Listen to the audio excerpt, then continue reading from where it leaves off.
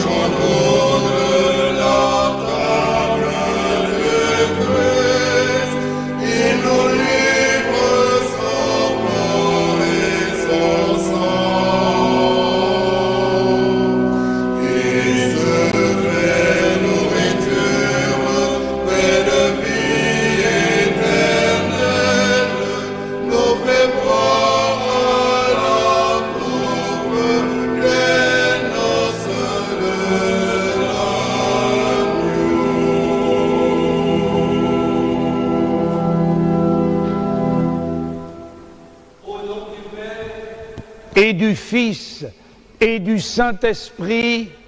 Amen.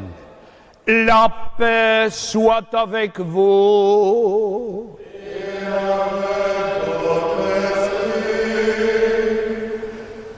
Voilà qu'en cette année 2020, nous célébrons le Triduum pascal qui nous conduit à la fête de Pâques depuis ce Jeudi Saint d'une manière inédite.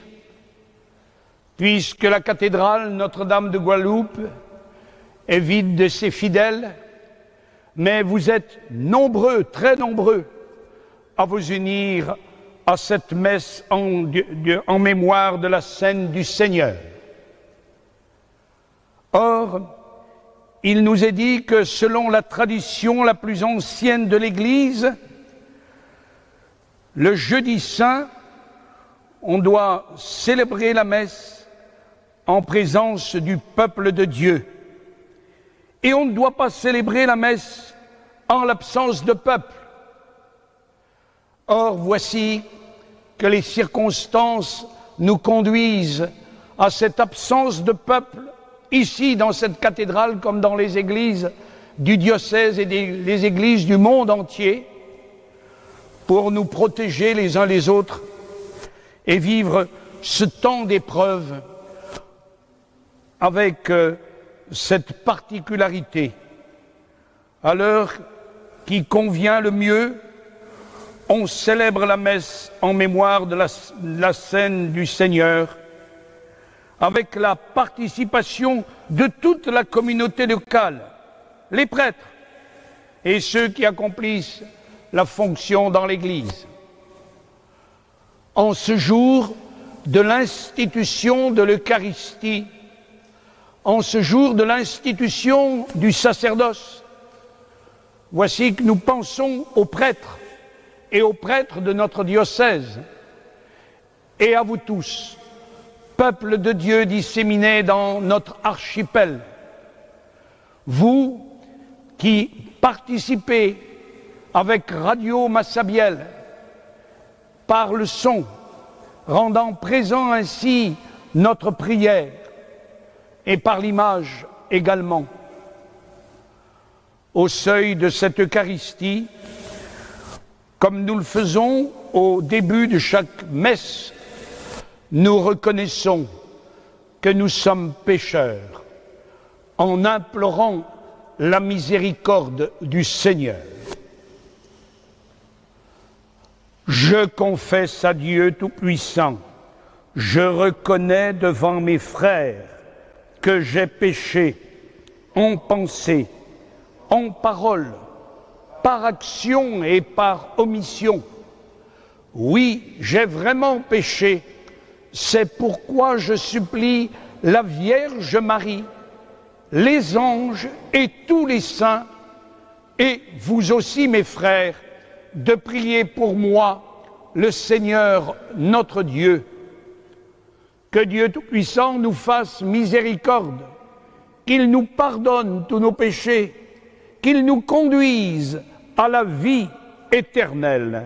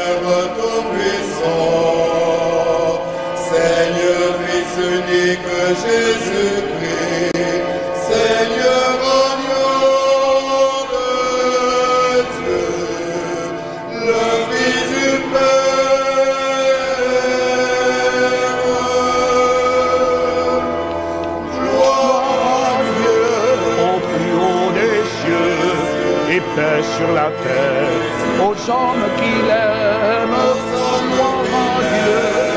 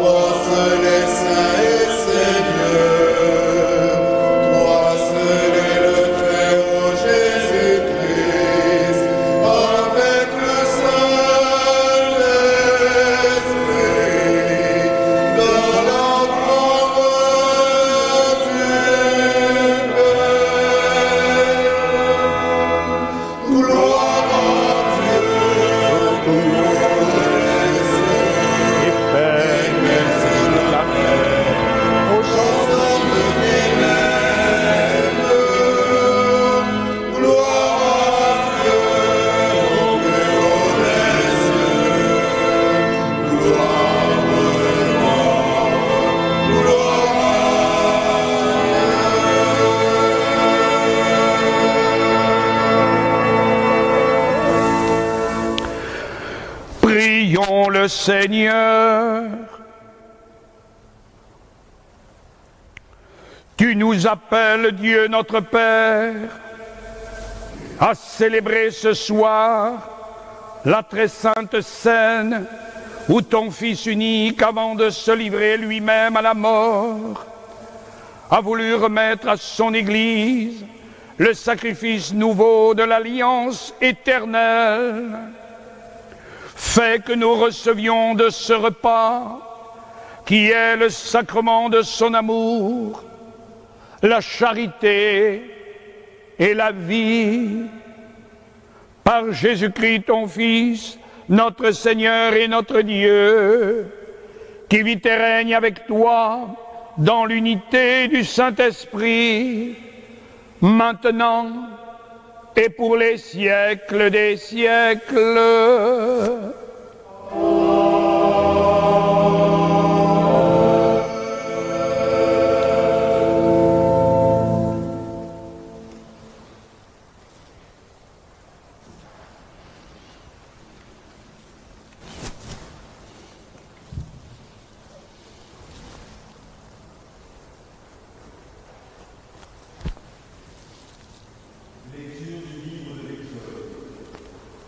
En ces jours-là, dans le pays d'Égypte, le Seigneur dit à Moïse et à son frère Aaron, « ce mois-ci sera pour vous le premier des mois.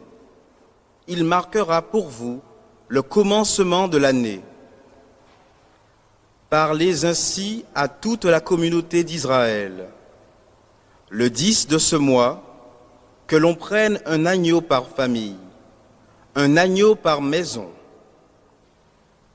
Si la maisonnée est trop peu nombreuse pour un agneau, elle le prendra avec son voisin le plus proche, selon le nombre de personnes. Vous choisirez l'agneau d'après ce que chacun peut manger. Ce sera une bête sans défaut, un mâle de l'année. Vous prendrez un agneau ou un chevreau. Vous le garderez jusqu'au 14e jour du mois. Dans toute l'assemblée de la communauté d'Israël, on l'immolera au coucher du soleil. On prendra du sang que l'on mettra sur les 2 montants et le linteau des maisons où on le mangera. On mangera sa chair cette nuit-là. On la mangera rôtie au feu, avec des pains sans levain et des herbes amères. Vous mangerez ainsi la ceinture aux reins, les sandales aux pieds, le bâton à la main. Vous mangerez en toute hâte, c'est la Pâque du Seigneur. Je traverserai le pays d'Égypte cette nuit-là, je frapperai tout premier-né au pays d'Égypte, depuis les hommes jusqu'au bétail. Contre tous les dieux de l'Égypte, j'exercerai mes jugements. Je suis le Seigneur. Le sang sera pour vous un signe sur la maison où vous serez. Je verserai le sang et je passerai. Vous ne serez pas atteints par le fléau dont je frapperai le pays d'Égypte. Ce jour-là sera pour vous un mémorial. Vous en ferez pour le Seigneur une fête de pèlerinage. C'est un décret perpétuel, d'âge en âge, vous la fêterez. Parole du Seigneur.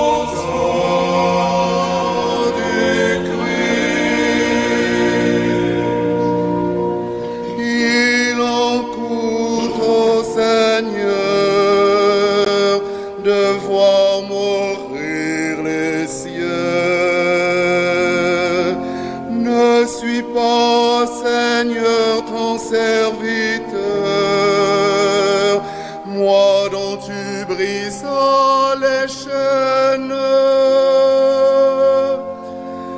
La coupe de bénédiction et communion au sang du Christ. Je t'offrirai le sacrifice d'action de grâce. J'invoquerai le nom du Seigneur. Je tiendrai mes promesses au Seigneur.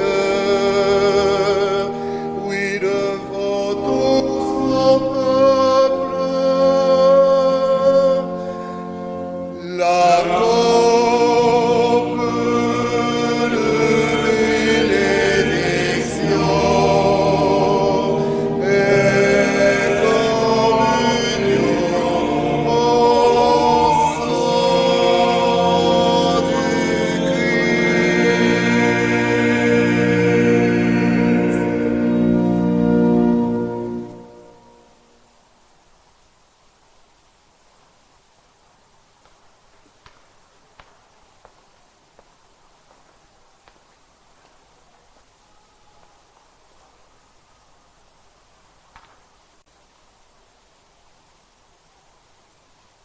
de la première lettre de Saint Paul, apôtre aux Corinthiens. Frères, moi, Paul, j'ai moi-même reçu ce qui vient du Seigneur et je vous l'ai transmis. La nuit où il était livré, le Seigneur Jésus prit du pain, puis ayant rendu grâce, il le rompit et dit, « Ceci est mon corps qui est pour vous.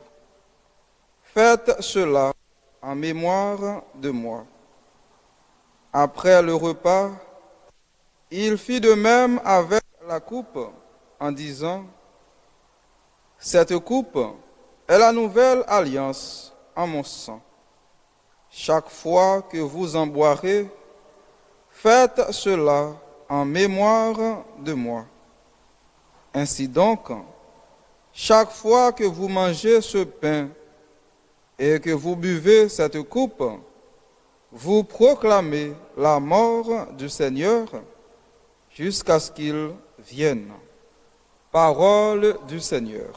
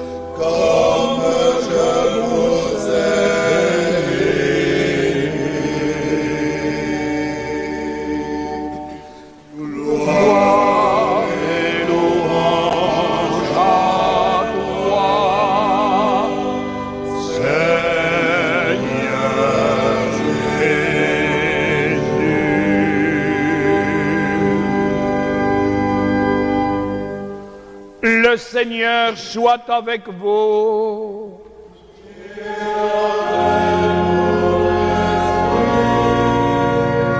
Évangile de Jésus-Christ selon saint Jean.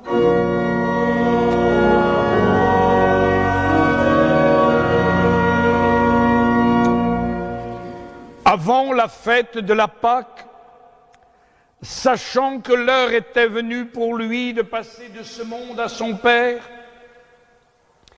Jésus, ayant aimé les siens qui étaient dans le monde, les aima jusqu'au bout. Au cours du repas, alors que le diable a déjà mis dans le cœur de Judas, fils de Simon l'Iscariote, l'intention de le livrer, Jésus, sachant que le Père a tout remis entre ses mains, qu'il est sorti de Dieu et qu'il s'en va vers Dieu,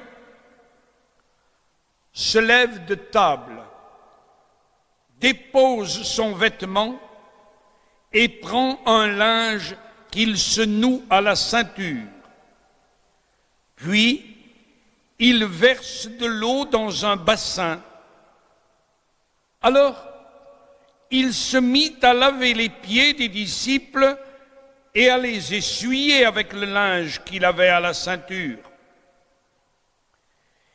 Il arrive donc à Simon-Pierre, qui lui dit, « C'est toi, Seigneur, qui me laves les pieds ?» Jésus lui répondit, « Ce que je veux faire, tu ne le sais pas maintenant. Plus tard, tu comprendras. » Pierre lui dit, « Tu ne me laveras pas les pieds, non, jamais. » Jésus lui répondit, « Si je ne te lave pas, tu n'auras pas de part avec moi. » Simon-Pierre lui dit, « Alors, Seigneur, pas seulement les pieds, mais aussi les mains et la tête. » Jésus lui dit, « Quand on vient de prendre un bain, on n'a pas besoin de se laver, sinon les pieds.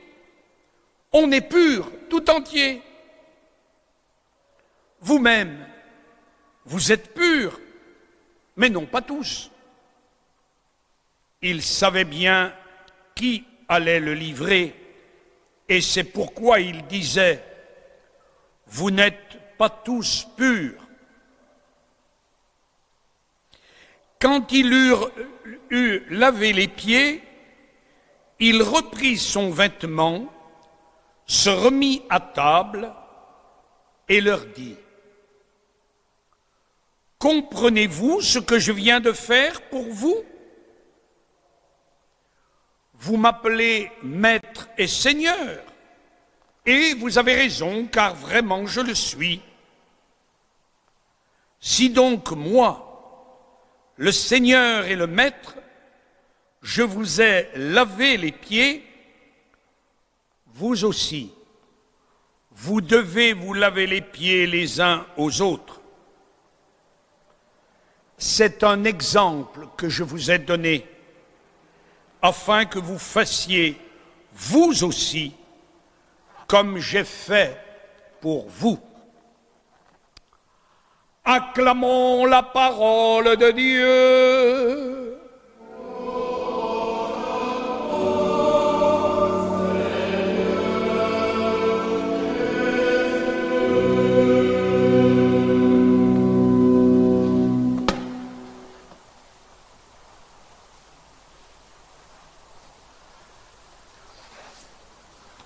Nous recevons par cette fête du Jeudi Saint, cette messe en mémoire de la scène du Seigneur, 3 leçons qui nous parlent vraiment.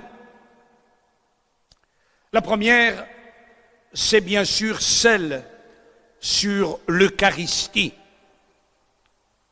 Le récit de l'Eucharistie est mentionné dans les 3 évangiles de Matthieu, Marc et Luc. Et le premier récit que nous connaissons de l'institution de l'Eucharistie, c'est ce texte que nous venons d'entendre de la lettre de Paul aux Corinthiens. En effet, celui-ci, qui n'a pas été le témoin direct, puisque pharisien, persécuteur, converti sur le chemin de Damas, baptisé à Damas, va devenir ensuite le grand apôtre qui va annoncer l'évangile, la bonne nouvelle, dans ses voyages missionnaires. Et il fonde de petites communautés, aussi petites peut-être que celles que nous constituons ce soir ici dans cette cathédrale. Et voici qu'il leur écrit ensuite des lettres. Et il écrit cette lettre aux Corinthiens, ces chers Corinthiens, des gens très simples qui vivaient dans ce port de Corinthe tout près d'Athènes. Et il va leur rappeler ce qu'il leur a dit. Et nous sommes environ en l'an 55 après Jésus-Christ, c'est-à-dire à peine 25 ans après la mort et la résurrection du Christ. Et Paul va leur dire, voici que j'ai reçu ce qui vient du Seigneur par ce qu'il a entendu, par les apôtres et les disciples du Christ, et ce que je vous ai moi-même transmis. Et il va donner le récit de l'institution de l'Eucharistie. Le Seigneur prit du pain la nuit où il a été livré, et il dit, ceci est mon corps, faites cela en mémoire de moi. Puis après le repas, il fit de même, cette coupe est la nouvelle alliance en mon sang. Ce sang versé par le Christ sur la croix, quelques heures plus tard, après ce dernier repas. Sang de l'alliance. Et nous savons, puisque ce repas du Seigneur Jésus s'inscrit dans le repas juif, avec la tradition que nous rappelions dans le livre de l'Exode, lorsque, pour se souvenir du passage de l'esclavage à la liberté, voici que vous prendrez un agneau, et cet agneau, on prendra du sang, et on le mettra sur les deux montants et sur le linteau des maisons où on le mangera. On mangera sa chair cette nuit-là. Le sang, c'est le symbole de la vie. Le sang, c'est ce que nous disons en chaque Eucharistie, c'est l'alliance nouvelle et éternelle. Sang versé par le Christ, nouvel agneau, l'agneau immolé sur la croix, comme nous le vivrons demain dans le Vendredi Saint. Et ce dernier repas, qui a été ensuite repris dans toute la tradition chrétienne par les premiers chrétiens, et nous sommes aussi, d'une certaine manière, nous, même après 20 siècles de christianisme, les premiers chrétiens, puisque l'Eucharistie s'est célébrée depuis et se célébrera jusqu'à la fin des temps. L'Eucharistie essentielle pour la vie de l'Église. L'Eucharistie qui est le centre, la source et le sommet de la vie de l'Église.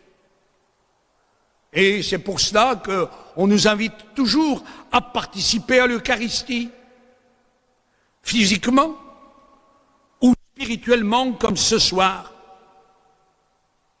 Comment ne pas penser justement que privé de la communion sacramentelle, voici que cependant vous vous unissez spirituellement à cette Eucharistie. Et nous pouvons peut-être réfléchir ensemble à ce que l'Église vit en cette année 2020 d'une manière inédite.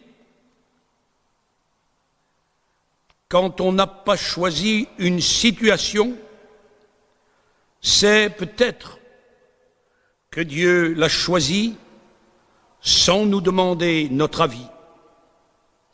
Et cela pour nous obliger à entendre des choses que nous n'aurions sans doute pas voulu entendre autrement. C'est ainsi que, en nous privant de la messe, il nous invite à approfondir notre perception de l'Eucharistie pour nous préparer à mieux en vivre la célébration. Le jour où, enfin sortis de ce confinement, elle nous sera rendue. Nous qui communierons sacramentellement en recevant le corps du Christ, mais vous qui communierez spirituellement. Au IVe siècle, un grand évêque, Saint Jean Chrysostome, déclarait, sans choquer nullement son auditoire, et vous allez comprendre pourquoi, nous qui sommes habitués à communier à chaque Eucharistie, bien des chrétiens, en toute une année, ne participent qu'une fois à ce sacrifice. D'autres, 2 fois. D'autres, souvent. Dans le désert, les solitaires n'y prennent part qu'une fois l'an, souvent même à peine une fois en 2 ans. Mais après tout, qui sont ceux qui nous approuveront le plus? De ceux qui communient une fois, de ceux qui ne communient souvent, ou de ceux qui communient rarement? Pas plus les uns que les autres, mais ceux-là seuls qui s'y présentent avec une conscience pure, avec la pureté du cœur, avec une vie à l'abri de tout reproche. Nous le savons, à certaines époques de l'Église, on communiait peut-être une fois par an, ou pour les grandes fêtes, et même au XVIe siècle, Sainte Thérèse d'Avila, qui ne communiait dans son Carmel que pour les grandes fêtes, ou plus tard, Sainte Thérèse de l'Enfant Jésus, au XIXe siècle, qui demandait à son confesseur de pouvoir communier 2 ou 3 fois par semaine, pour nous faire prendre conscience aussi de ce qu'est la grandeur de l'Eucharistie. Oh, même si nous le disons en chaque Eucharistie, Seigneur, je ne suis pas digne de te recevoir, mais dis seulement une parole et je serai guéri. L'Eucharistie, pourtant si essentielle, comme l'a dit le Concile Vatican II, c'est l'Église qui nous donne l'Eucharistie. Et pour l'Eucharistie, il faut un prêtre. Et c'est l'Eucharistie qui construit l'Église. L'Église. Dans l'Église, il y a les prêtres, si essentiels dans la mission de l'Église. En pensant à eux en cet instant, qui célèbrent, pour certains d'entre eux, tout seuls, ou peut-être avec 1 ou 2 personnes, l'Eucharistie. On va dire comme au premier temps de l'Église, ou à certaines époques de l'Église. Mais c'est la même Eucharistie, et ils célèbrent cette Eucharistie en pensant au peuple qui leur est confié. Prêtres ayant été appelés, dans le passage qui suit cet évangile de Jean au chapitre 13, au chapitre 15, il y a « Ce n'est pas vous qui m'avez choisi, dit Jésus à ses disciples, mais c'est moi qui vous ai choisi pour que vous portiez du fruit. »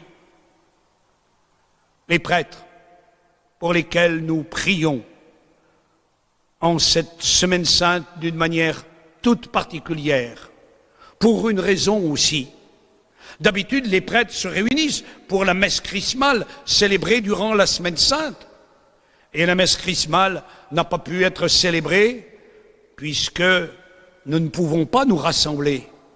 Et la messe chrismale aura probablement lieu dans quelques semaines, probablement au temps de Pentecôte, ou peut-être, comme l'a dit le pape, peut-être qu'il n'y aura pas de messe chrismale à Rome en 2020. Eh bien, nous verrons pour la suite. Mais nous sommes sûrs cependant qu'en cet instant, les prêtres renouvellent intérieurement les promesses et renouvellent les promesses sacerdotales qu'ils ont faites au jour de leur ordination. Comme je suis heureux qu'il y ait 2 séminaristes, futurs prêtres, dans notre cathédrale ce soir, et en pensant à tous ceux qui se préparent à être prêtres et pour lesquels nous devons prier. L'Eucharistie, le sacerdoce, puisque c'est aujourd'hui aussi la fête du sacerdoce, ce jeudi saint. Et la 3e leçon, eh bien, c'est celle qui est donnée à toute l'Église, à travers ce lavement des pieds. Et durant la liturgie du jeudi saint, généralement, on vit ce lavement des pieds. Nous ne le vivrons pas ce soir, mais nous remplissons de l'esprit que Jésus a voulu nous donner à travers ce geste du lavement des pieds. Pierre, d'un côté, non, tu ne me laveras pas. Et ensuite, le même Pierre, tu ne me laveras pas les pieds, non, jamais. Et Jésus de lui répondre, si je ne te lave pas les pieds, tu n'auras pas de part avec moi. Il bascule à ce moment-là, il comprend le geste qui est expliqué ensuite par Jésus lui-même. Vous m'appelez Maître et Seigneur, et je le suis. Eh bien, ce que j'ai fait en vous lavant les pieds, vous devez le faire vous aussi les uns aux autres. C'est un exemple que je vous ai donné. Quand nous réfléchissons à notre foi chrétienne, et nous avons le temps en ces jours d'y réfléchir, en n'accusant pas Dieu d'envoyer des maladies, non. Au contraire, Dieu il nous demande par son Fils Jésus de guérir les maladies et cette maladie. Quand on réfléchit justement, c'est Dieu qui s'est abaissé, il a pris un corps, il s'est fait chair, il s'est abaissé dans la souffrance, il a partagé les joies et les peines, il a partagé la souffrance et il s'est abaissé jusqu'à laver les pieds de ses disciples, tâche qui était réservée aux serviteurs. Il est le Seigneur, le Maître et le serviteur. Il est l'agneau et il est le berger, comme nous le chantons quelquefois. Il est le serviteur. Et en ces temps où nous sommes confinés, nous pouvons être encore plus le serviteur les uns des autres, en pensant que ceux qui sont en première ligne pour ce service, dans les hôpitaux, auprès des malades, et ceux qui doivent travailler dans des conditions difficiles. Être serviteur, c'est au fond aussi aimer. Et dans la suite de l'évangile de Jean, au chapitre 14, 15, 16, 17 de cet évangile, avant le récit de la Passion que nous entendrons demain, il y a ce mot qui revient en permanence et qui est bien propre à l'évangile de Jean et à l'apôtre Jean, ce mot de l'amour. Il n'y a pas de plus grand amour que de donner sa vie pour ceux qu'on aime. Aimez-vous les uns les autres comme je vous ai aimé. Là où sont amour et charité, Dieu est présent. Amen.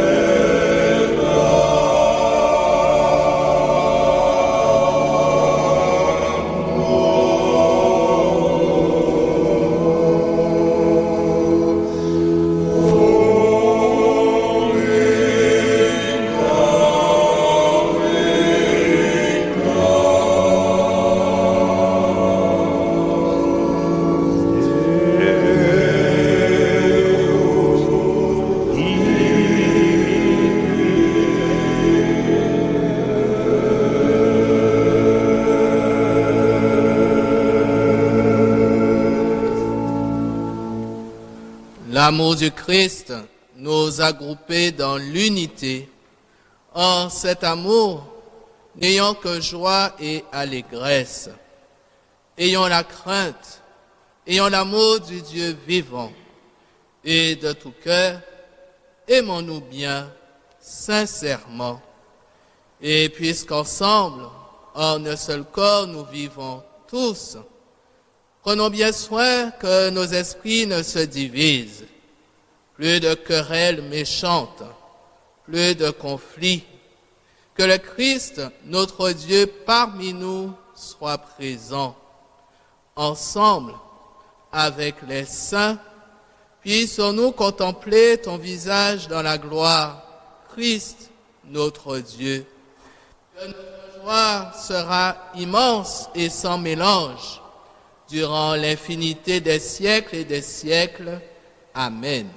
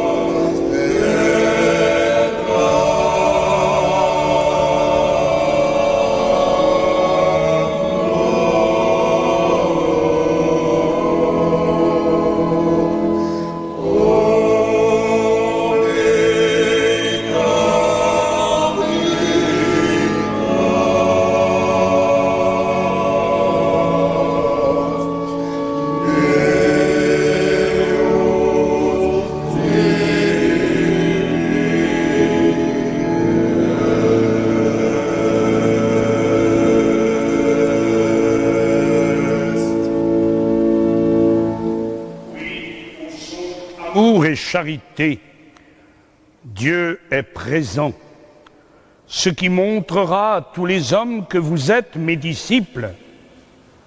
C'est l'amour que vous aurez les uns pour les autres.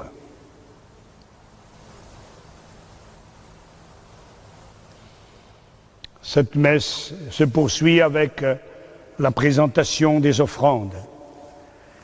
Et les offrandes, c'est aussi ce que nous apportons avec toute notre vie sur l'autel. Le pain et le vin, mais aussi tout notre travail.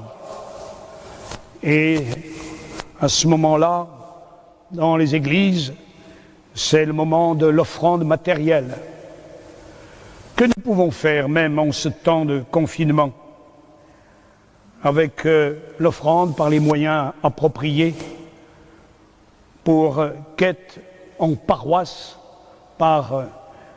comme cela est indiqué sur le site du diocèse ou dans d'autres sites, pour expliquer que même dans ce temps particulier que nous vivons, nous pouvons participer à la vie matérielle de l'Église. Et l'Église, au Jeudi Saint, rappelle ce devoir de charité. Les offrandes de carême qui ont été réunis et qui sont donnés pour différents projets auprès des plus pauvres. Merci de penser à manifester votre générosité d'une manière ou d'une autre en le rappelant en ce Jeudi Saint.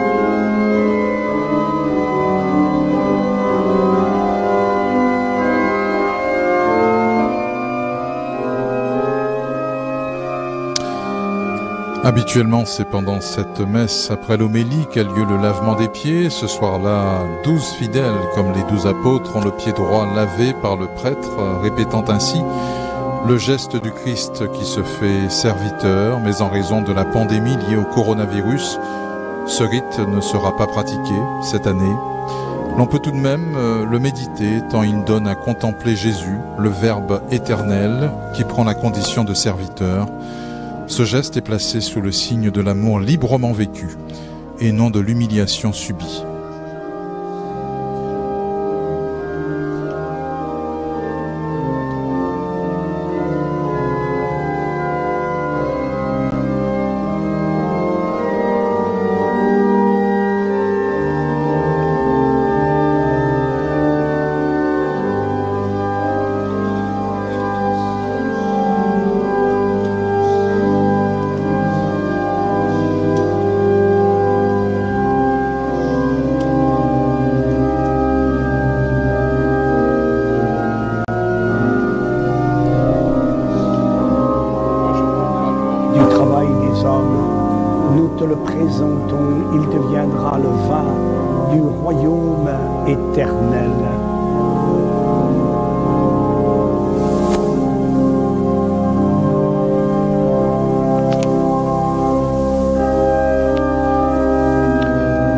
Lave-moi de mes fautes, Seigneur.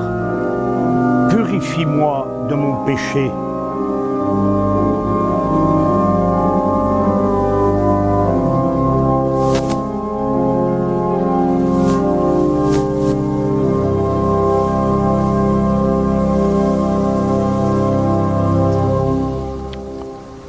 Prions ensemble au moment d'offrir le sacrifice de toute l'Église. Seigneur, accorde-nous la grâce de vraiment participer à cette Eucharistie, car chaque fois qu'est célébré ce sacrifice en mémorial, c'est l'œuvre de notre rédemption qui s'accomplit par Jésus, le Christ, notre Seigneur. Le Seigneur soit avec vous. Élevons notre cœur.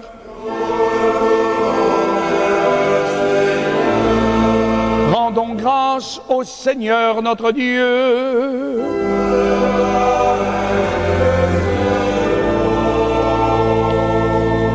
Vraiment, il est juste et bon de te rendre gloire, de t'offrir notre action de grâce toujours et en tout lieu.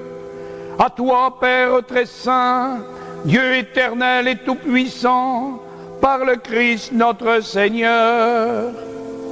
C'est lui, le prêtre éternel et véritable, qui a appris à ses disciples comment perpétuer son sacrifice. Il s'est offert à toi en victime pour notre salut. Il nous a prescrit d'accomplir après lui cette offrande pour célébrer son mémorial. Quand nous mangeons sa chair immolée pour nous, nous sommes fortifiés. Quand nous buvons le sang qu'il a versé pour nous, nous sommes purifiés. C'est pourquoi, avec les anges et les archanges, avec les puissances d'en haut et tous les esprits bienheureux, nous chantons l'hymne de ta gloire et sans fin nous proclamons.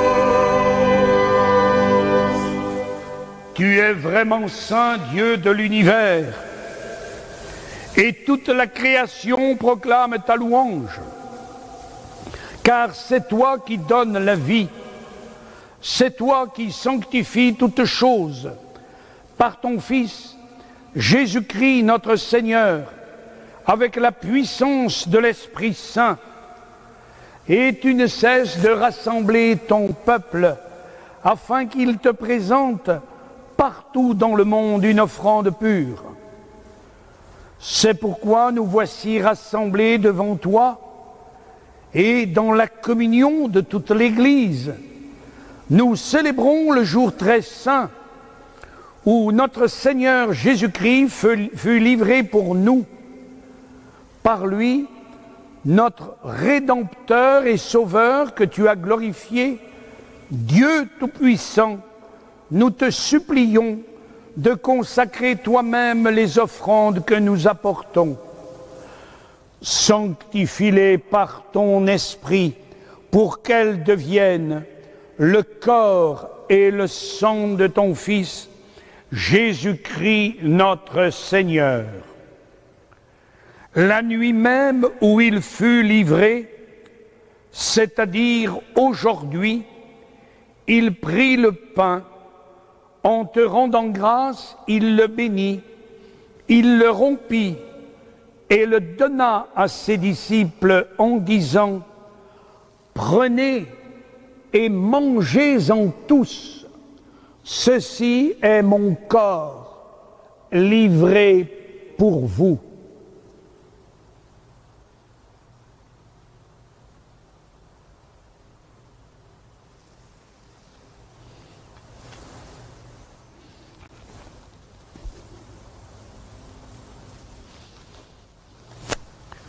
De même, à la fin du repas, il prit la coupe. De nouveau, il rendit grâce et la donna à ses disciples en disant « Prenez et buvez-en tous, car ceci est la coupe de mon sang, le sang de l'alliance nouvelle et éternelle, qui sera versé pour vous et pour la multitude en rémission des péchés. Vous ferez cela en mémoire de moi. »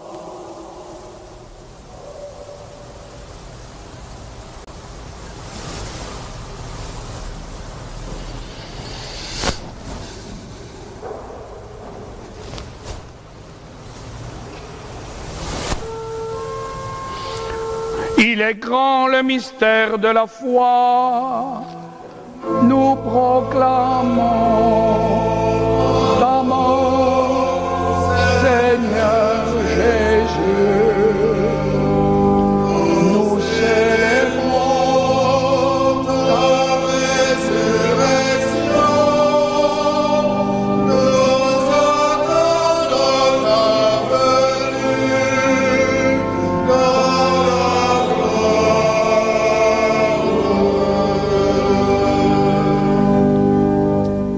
en faisant mémoire de ton Fils, de sa passion qui nous sauve, de sa glorieuse résurrection et de son ascension dans le ciel, alors que nous attendons son dernier avènement, nous présentons cette offrande vivante et sainte pour te rendre grâce.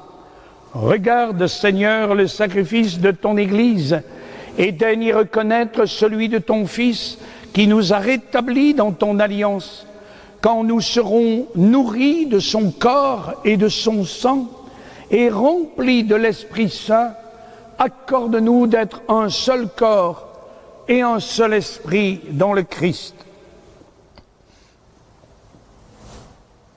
Que l'Esprit Saint fasse de nous une éternelle offrande à ta gloire, pour que nous obtenions un jour les biens du monde à venir, auprès de la Vierge Marie, la bienheureuse Mère de Dieu, auprès de Saint Joseph, son époux, auprès des apôtres, les martyrs et tous les saints qui ne cessent d'intercéder pour nous.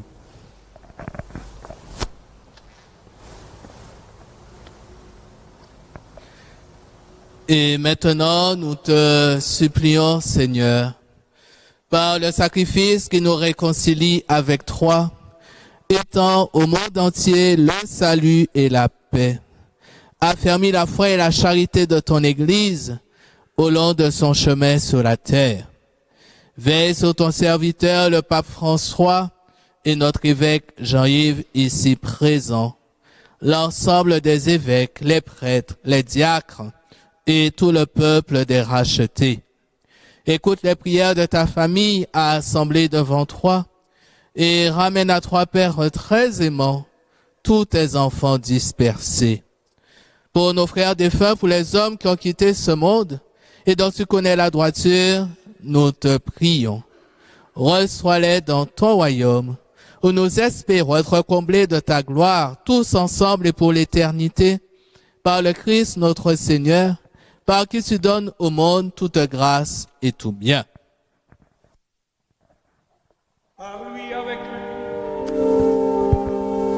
Par lui, avec lui et en lui, à toi, Dieu le Père Tout-Puissant, dans l'unité du Saint-Esprit, tout honneur et toute gloire pour les siècles des siècles. Amen.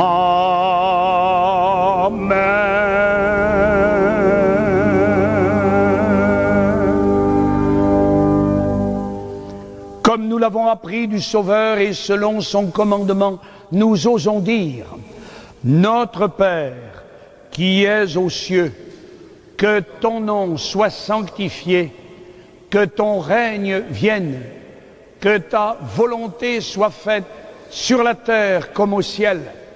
Donne-nous aujourd'hui notre pain de ce jour. Pardonne-nous nos offenses, comme nous pardonnons aussi à ceux qui nous ont offensés. Et ne nous laisse pas entrer en tentation, mais délivre-nous du mal. Délivre-nous de tout mal, Seigneur, et donne la paix à notre temps. Par ta miséricorde, libère-nous du péché. Rassure-nous devant les épreuves, en cette vie où nous espérons le bonheur que tu promets et l'avènement de Jésus-Christ notre Sauveur, car c'est à toi qu'appartiennent le règne, la puissance et la gloire pour les siècles des siècles. Seigneur Jésus-Christ, tu as dit à tes apôtres: je vous laisse la paix, je vous donne ma paix. Ne regarde pas nos péchés, mais la foi de ton Église. Pour que ta volonté s'accomplisse, donne-lui toujours cette paix. Conduis-la vers l'unité parfaite, toi qui règnes pour les siècles des siècles. Amen. Que la paix du Seigneur soit toujours avec vous.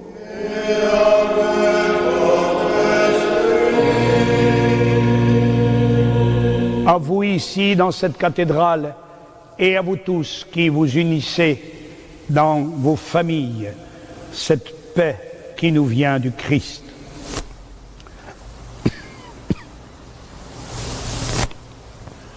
Que le corps et le sang de Jésus-Christ réunis dans cette coupe nourrissent en nous la vie éternelle.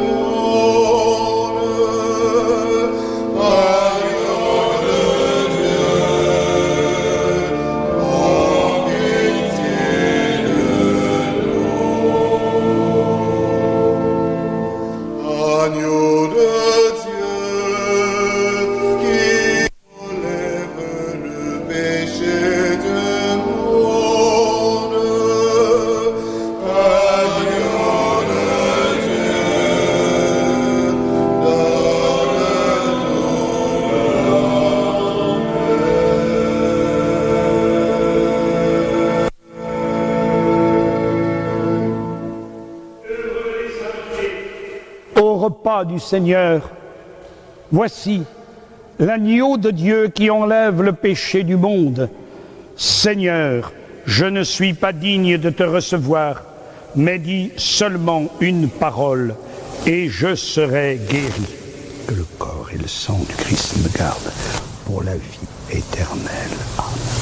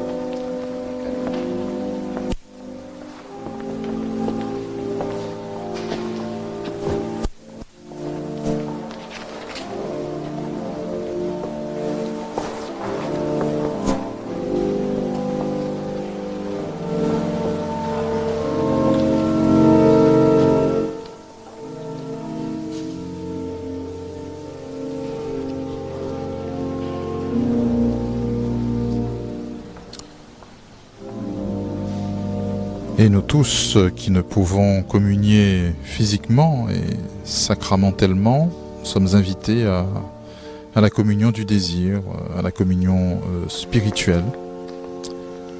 Et nombreuses sont les prières qui nous permettent de vivre cette communion spirituelle.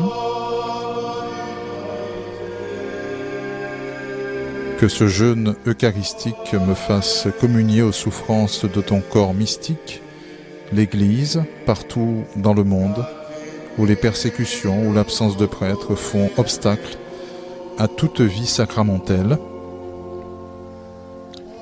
Que ce jeûne sacramentel me fasse communier au sentiment de ta très sainte mère et de Saint Joseph, quand ils t'ont perdu au temple de Jérusalem, au sentiment de ta sainte mère, quand elle te reçut, sans vie, au pied de la croix.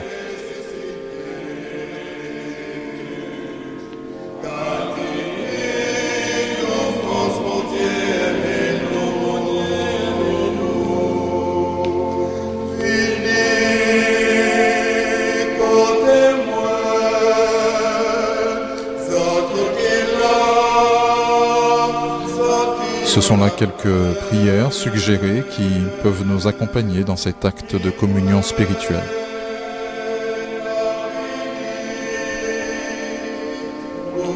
Si vous nous rejoignez à l'instant, eh bien, je vous rappelle que nous sommes en direct de la cathédrale Notre-Dame de Guadeloupe à Basse-Terre, où nous vivons, en ce jeudi saint, la messe en la mémoire de la scène du Seigneur.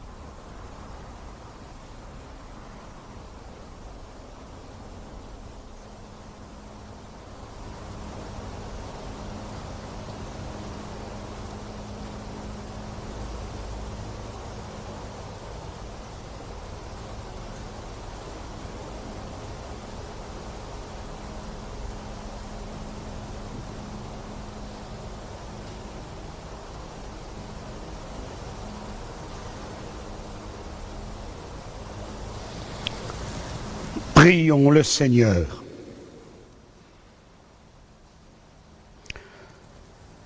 Nous avons repris des forces, Dieu Tout-Puissant, en participant ce soir à la scène de ton Fils.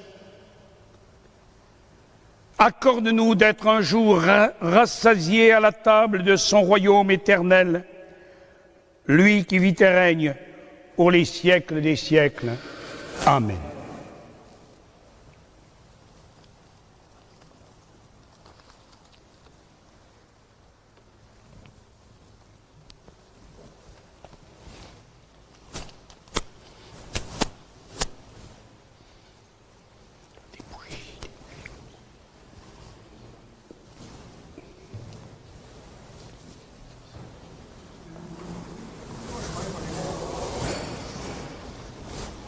La tradition du Jeudi Saint,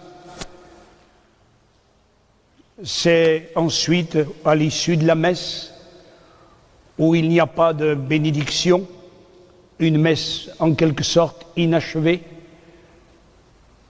pour montrer que l'Eucharistie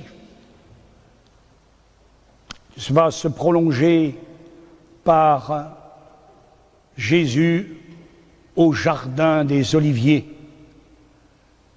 et par l'adoration au reposoir, et ce soir dans la simplicité, cette adoration dans notre cathédrale pendant quelques instants avec la lecture de quelques textes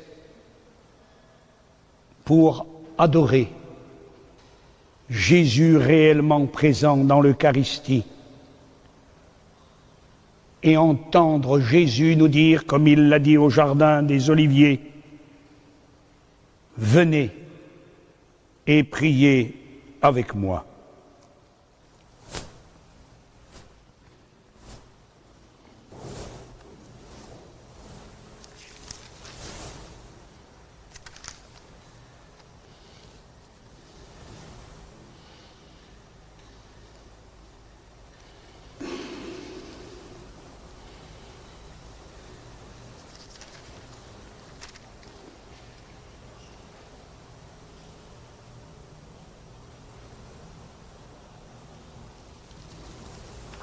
Avec cet hymne en l'honneur de l'Eucharistie,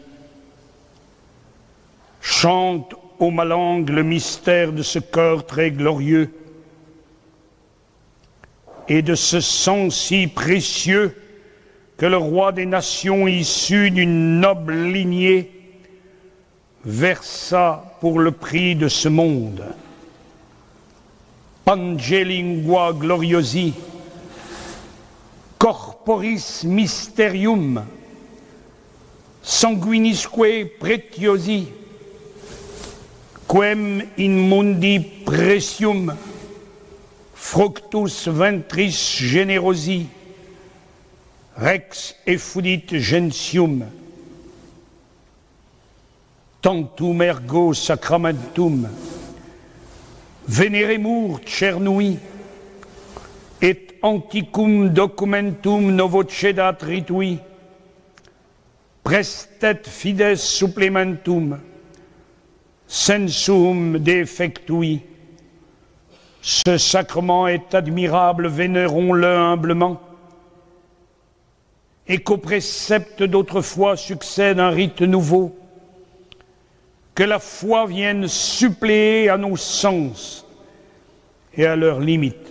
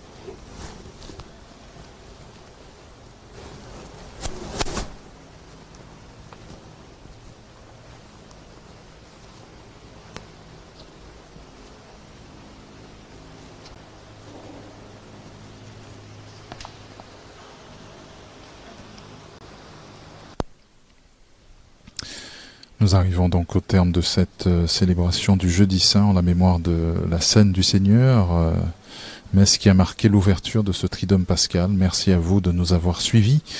Nous allons prendre congé de ceux et celles d'entre vous qui nous suivez sur Canal 10 et ETV. Et nous allons poursuivre ce direct sur les ondes de Radio Massabielle pour ce temps de prière et de méditation avec le Père Gérard Foucan, avec Monseigneur Jean-Ivry Aucreux et les séminaristes qui sont également avec nous. Le Père Gérard Foucan qui est avec nous et qui va donc introduire ce temps de prière. Bonsoir à tous les auditeurs. Nous allons vivre un temps de prière, tout d'abord pour nous aider à mieux comprendre le geste du lavement des pieds qu'on n'a pas pu faire cette année.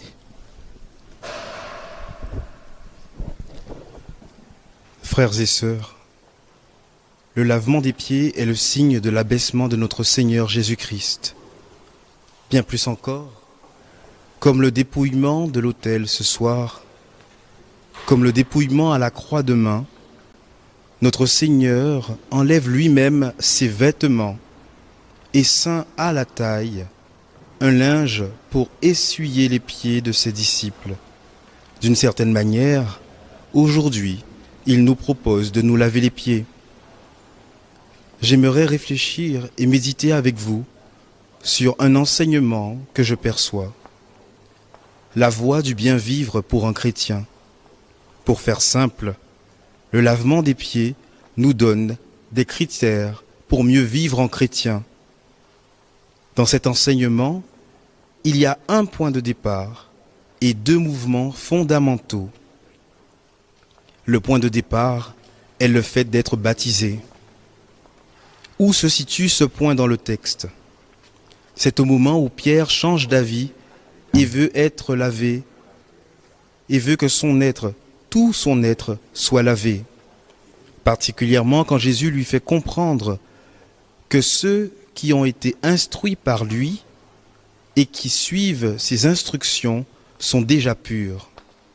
Frères et sœurs, en effet, nous qui avons reçu le baptême, nous sommes purs, car Jésus nous a lavés du péché originel. De plus, cette pureté est assurée quand nous suivons les instructions du Christ. Cependant, les péchés que nous commettons sont comme la boue sous les pieds des disciples. C'est la raison pour laquelle notre Seigneur veut nous laver les pieds.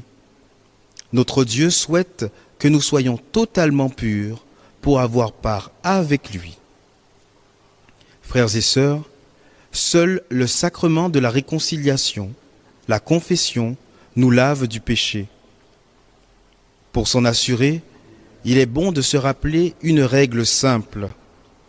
Durant les sacrements, tels que la messe, la confession, le baptême, par exemple, c'est Jésus lui-même qui accomplit l'acte. Oui, frères et sœurs, seul Dieu donne Dieu. En d'autres termes, la grâce n'est donnée que par Dieu et jamais par les hommes. Donc, c'est bien Jésus qui, à travers le prêtre, baptise. C'est bien Jésus qui, à travers le prêtre, confesse. Enfin, c'est bien Jésus qui, à travers le prêtre, réalise l'Eucharistie. Mes chers amis, notre Seigneur nous veut purs. Ce soir, c'est certainement l'occasion de prendre le temps de réfléchir à quelques points. Est-ce que je connais les instructions de Jésus? Est-ce que j'ai compris les instructions de Jésus? Est-ce que je mets en place tout ce qu'il faut pour rester pur? Enfin, est-ce que je veux que Jésus enlève la boue de mes pieds par le sacrement de la réconciliation? Ce questionnement est riche et nécessaire. Cependant, je vous propose d'aller plus loin.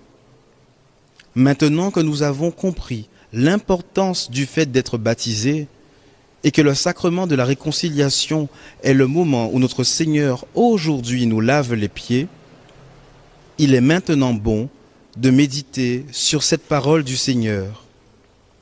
C'est un exemple que je vous ai donné, afin que vous fassiez, vous aussi, ce que j'ai fait pour vous. Chers amis, il y a dans cette phrase deux mouvements. Le premier se trouve dans la première partie du verset. C'est un exemple que je vous ai donné. Et le deuxième mouvement, afin que vous fassiez, vous aussi, comme j'ai fait pour vous. Le premier mouvement est vital pour un chrétien. Il s'agit de se laisser laver les pieds par notre Seigneur. Frères et sœurs, ce n'est pas facile de faire cela. Vous l'avez remarqué, ce n'était pas simple pour Pierre. En quoi donc serait-il différent pour nous? En quoi donc cela serait-il donc différent pour nous? Combien d'entre nous aimons aller à la confession? Soyons clairs, il y a aussi un dépouillement pour celui qui doit se faire laver les pieds. Nous ne voulons pas laisser le Seigneur toucher nos pieds salis par le péché, et c'est normal. Cependant, si pour nous laver les pieds, il retire sa tunique, c'est bien pour nous montrer qu'il ne nous juge pas. Notre Seigneur, au moment de nous laver les pieds, se revêt de la tunique de la simplicité et de l'humilité. Alors, frères et sœurs en Christ, laissons le Seigneur Jésus-Christ laver nos pieds par le sacrement de la réconciliation. Après s'être fait laver les pieds, il y a un deuxième mouvement. C'est à notre tour de laver les pieds des autres. Il est évident que tous nous ne sommes pas prêtres. Comment donc laver les pieds de nos frères et de nos sœurs? Avant de continuer, nous devons être clairs. Il faut agir en fonction de nos capacités. Notre Seigneur ne nous demande pas l'impossible. Pour mieux comprendre comment faire, observons les mouvements de Jésus. Relisons le verset 4 du chapitre 12. Jésus se lève de table, dépose son vêtement et prend un linge dont il se ceint. Frères et sœurs, d'abord Jésus se lève. Notre Seigneur quitte son activité du moment. En clair, sa priorité est de prendre soin de l'autre. Pour nous, la question est la suivante. De quelle manière quittons-nous notre activité pour aller vers l'autre? Ensuite, Jésus dépose son vêtement. Notre Seigneur enlève sa tunique. Nous voyons immédiatement le lien avec la croix. En effet, sa tunique, au moment de la crucifixion, lui a été enlevée et elle a été tirée au sort. Retenons, chers amis, que notre Seigneur, pour accomplir de grandes choses, a revêtu la tunique de l'humilité et de la simplicité. En vérité, cela est la véritable tunique que nul ne peut enlever. Nous aussi, nous avons reçu cette magnifique tunique au baptême, symbolisée par le vêtement blanc. Malheureusement, elle est cachée par la tunique de l'orgueil et la tunique du paraître. Mes frères et sœurs, c'est à nous d'enlever cette tunique qui nous étouffe. Enfin, Jésus prend un linge dont il se ceint. Nous comprenons bien, d'un point de vue matériel, que 3 choses sont nécessaires pour laver les pieds. De quoi essuyer les pieds, de quoi contenir l'eau et l'eau elle-même. Cependant, le Christ nous pose à chacun une question. De quoi as-tu besoin pour laver les pieds de ton frère ou de ta sœur? Frères et sœurs, nous en avons parlé plus haut. Seul le prêtre lave les péchés. Cependant, nous, à notre niveau, que pouvons-nous faire pour aider un frère ou une sœur en Christ? En effet, nous avons besoin de 2 clés, l'écoute et la prière véritable. 2 clés importantes, l'écoute et la prière véritable. En bref, tout au long de la méditation, nous avons appris que le baptême n'est pas anodin. Il nous donne part avec le Christ au royaume des cieux. Mais pour que ce baptême porte du fruit, il est nécessaire de se laisser laver les pieds par le prêtre en ayant recours au sacrement de la réconciliation. De même, il est important d'user de l'écoute et de la prière véritable pour être capable, selon nos qualités, de laver les pieds de nos frères et de nos sœurs. Frères et sœurs, auditeurs de Radio Massabielle, avec cette célébration du Jeudi Saint, le Seigneur nous dit « Réveille en toi le sens du service.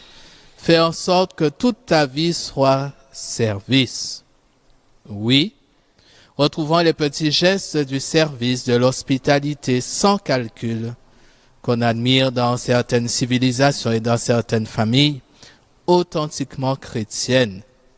Ces petits gestes qui coûtent parfois davantage que les plus grands, car il faut les répéter tous les jours. Autour de nous, retrouvons ces petites attentions, ces regards attentifs et humbles, cette écoute patiente et désintéressée, cette visite gratuite et inattendue qui font exister l'autre. Et avec une grande confiance, nous voulons continuer à prier le Seigneur le Jeudi Saint, jour de fête du sacerdoce. Aussi, nous te bénissons, Seigneur, pour les prêtres, tous ces hommes qui ont un jour décidé de te donner leur vie pour te servir et nous servir. Que les fatigues physiques, psychologiques et spirituelles leur soient épargnées. Ce soir, nous célébrons l'Alliance nouvelle. Nous te présentons, Seigneur, tous ceux qui exercent une responsabilité politique. Que chacun sache rester au service des autres et tout particulièrement des plus fragiles. Éclaire ses dirigeants, en particulier sur les décisions à prendre pour éradiquer la pandémie. Ce soir, nous entrons dans un mystère de Pâques. Te confions ceux qui sont éprouvés à cause de la grande épidémie ou pour d'autres raisons. Viens visiter tous ceux qui vivent une grande solitude. Que tous puissent entendre de toi la victoire de la vie sur les ténèbres. C'est l'Eucharistie qui fait vivre l'Église. En ce temps de confinement, nous te présentons les nombreuses communautés et personnes qui en sont privées, particulièrement ceux et celles qui nous écoutent actuellement. Que notre communauté soit véritablement signe de l'amour que nous avons les uns pour les autres. Et voilà que nous terminons ce temps de prière par une méditation de Charles Singer qui s'intitule « Tu as donné ta vie ». Tu as donné ta vie comme du pain posé sur la table, mis en morceaux et distribué, pour que chacun, tendant la main et le cœur, puisse en recevoir et s'en nourrir. Tu as donné ta vie comme du vin versé dans la coupe et offert, pour que chacun, tendant les lèvres et le cœur, puisse en prendre et s'en réjouir. Tu as tout livré, Seigneur Jésus, et dans ta vie donnée comme du pain, comme du vin. Le monde entier peut goûter l'amour de Dieu multiplié sans compter pour tous les enfants de la terre. Nous voici, Seigneur, tendant vers toi nos mains et nos cœurs. Bonne dernière ligne droite vers Pâques et en union de prière. Bon courage à tous et à toutes.